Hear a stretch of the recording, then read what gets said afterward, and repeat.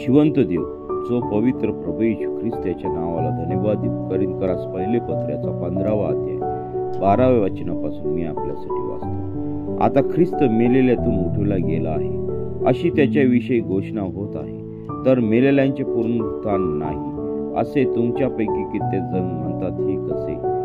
जर मेलेल्यांचे पुनरुत्थान नाही तर ख्रिस्त उठवला गेला नाही, आणि ख्रिस्त उठवला गेला नाही तर आमची घोषणा व्यर्थ व तुमचा विश्वासही व्यर्थ, आणि आम्ही देवासंबंधाने खोटे साक्षी असे ठरतो. कारण देवासंबंधाने आम्ही अशी साक्षी दिली की त्याने ख्रिस्ताला उठवले, पण मेलेले उठवले जातच नाही, तर मग त्याने त्याला उठवले नाही. कारण मेलेले उठवले जात नसतील तर ख्रिस्तही उठवला गेला नाही, आणि ख्रिस्त उठवला गेला नसेल तर तुमचा विश्वास निष्फळ, तुम्ही अजून आपल्या पापातच आहात, आणि ख्रिस्तामध्ये जे महानिद्रा घेत आहे त्यांचाही नाश झाला आहे.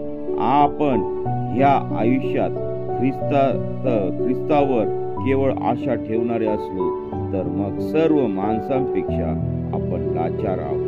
वाचलेले वचन देव आशीर्वाद.